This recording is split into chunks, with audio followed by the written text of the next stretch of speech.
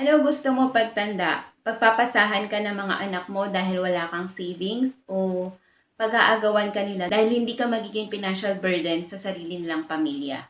Ang sakit pakinggan ng mga salita na yan, pero reality of life, hindi natin alam what will happen if we live longer. Kaya napaka-importante na paghandaan ang pagtanda. Oo, likas na sa mga Pinoy na matapos mapag-aral ang mga anak, parents expect na mga anak naman nila ang magpo-provide kapag matanda na sila. Okay lang yan kung yung anak is single. Pero what if may sarili ng pamilya at hirap din sa buhay? Yan ang pag-uusapan natin sa video na to.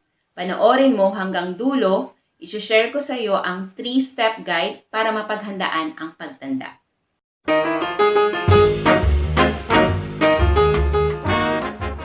Hello Dreamies! Welcome back sa aking channel. This is Sembrano. Kung first time kang manood ng video ko, huwag mong kalimutan na mag-subscribe at i-click ang notification bell para updated ka sa new video. Dati po akong accountant na ngayon ay working 100% sa bahay. Ang mission ko ay magturo ng tamang paraan ng pag-iipon at pag-invest over the internet. Also, I'm helping aspiring Pinoy entrepreneurs na makapagsimula ng negosyo online na hindi kailangan laging lumalabas ng bahay. May dalawang what-ifs of life. Una, what if we die too soon? Ang morbid pero posibleng mangyari. Huwag kang mag-alala, hindi natin yan pag-uusapan sa video na to. The other one is what if we live too long? Mukha siyang magandang pakinggan pero same lang din siya ng nauna. Kasi ang problema natin dito, continuous ang expenses natin pero wala na tayong active income. Why? Physically, di na natin kayang magtrabaho. Na-imagine ko tuloy, paano kung 70 years old na ako? Gumagawa pa rin kaya ako ng video tulad nito? Anyway, paano nga paghandaan ang pagtanda? Step number 1. Imagine yourself retired already. When you start imagining yourself na retired ka na, ano ang nakikita mo? Nakikita mo ba na nakaka-travel ka sa mga places na gusto mong puntahan? How about doing things that you love? May time ka na mag-ayos sa mga halaman at bulaklak mo. O kaya nakakapag-golf ka na. Sosyal. Tapos, na-imagine mo rin ba na pinag-aagawan ka ng mga anak mo kasi meron kang investment, insurance, and long-term healthcare? Na-imagine mo ba tumatawag sa iyong anak mo? Sabi, "Ma, namimiss ka na ng apo mo, dalaw ka sa amin." Ang saya, di ba? Imagine mo buhay mo after retirement. Ibig sabihin, when you can imagine it, posibleng mangyari. According to George Bernard Shaw, imagination is the beginning of creation. You imagine what you desire, you will what you imagine, and at last, you create what you will. After doing this step, magpa-follow na ang isip at katawan mo sa next step na gagawin mo. Step number 2. Set goals for your retirement. Same lang to ng step 1. Ang pinagkaiba lang, you put it into writing. Para makapag-set ng goals, kailangan mo munang isipin at isulat ano-ano ang mga magiging expenses mo at that time. Ano ang lifestyle na gusto mo pag nag-retire? Bongga ba or simple lang? 3 fund ang kailangan mong paghandaan sa pagtanda. By the way, same din ito para sa husband or wife mo. So kapag gagawin mo na, maganda kung kasama mo siya. Una, fund for your daily basic needs. Pangalawa, fund for your health. Lastly, fund for your lifestyle. Itong huli, optional na kung ikaw yung tipo ng tao na gusto mong mag-enjoy pa rin during your retirement. I guess we all need that. Generally, ang amount ng fund na kailangan mo for your daily basic needs is worth 20 years ng expenses mo. Ano ba usual expenses pag nag-retire? Food, bills, toiletries, rent kung walang bahay, etc. Huwag mo munang isipin kung magkano na presyo that time. I will advise you to invest it para kumita ng higit sa inflation rate. Let's say ang na-compute mo na monthly basic expenses is 20,000. 20,000 times 12 months equals to 240,000 times 20 years equals to 4.8 million. Meaning, yan ang fund na kailangan mo.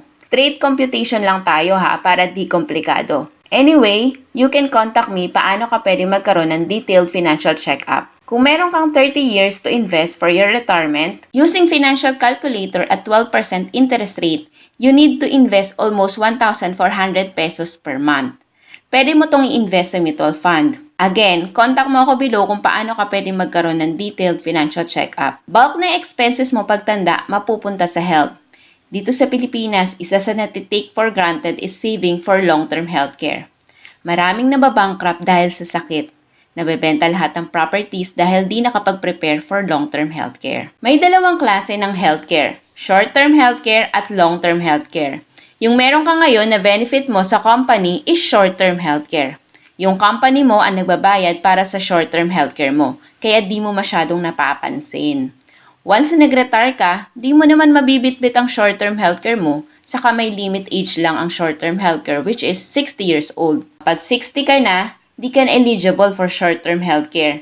Di ba, ganyang age natin tayo mas madalas nagkakasakit? Kaya ang second fund na dapat mapaghandaan mo pagtanda is long-term healthcare.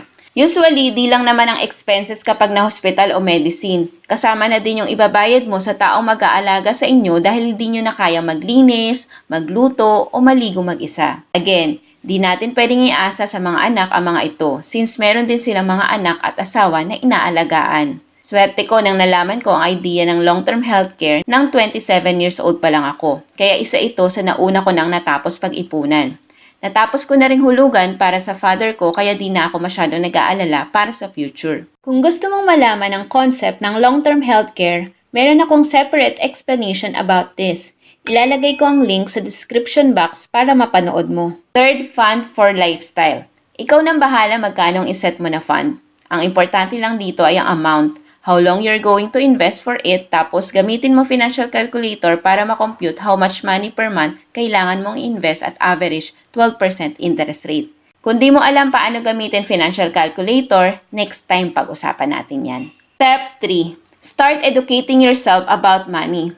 Naalala mo yung step 1? Sabi ni George Bernard Shaw, imagination is the beginning of creation. Nagawa mo.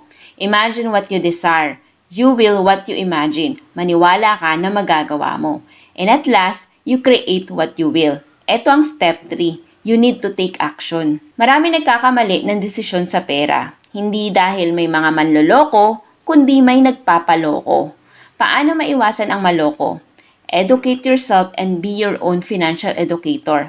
Sabi nga ni Randall Chongson, it is sad that many of our countrymen are afraid of investing and yet they often fall for scams. Don't go into something you don't understand. The best person na dapat mag-control at handle ng money mo is you. Educate yourself. Either you ask for help, magtanong ka, o panoorin mo ang free video course na ginawa ko to learn more about proper way of saving and investing money. Matututunan mo ang 7 practical steps to financial freedom.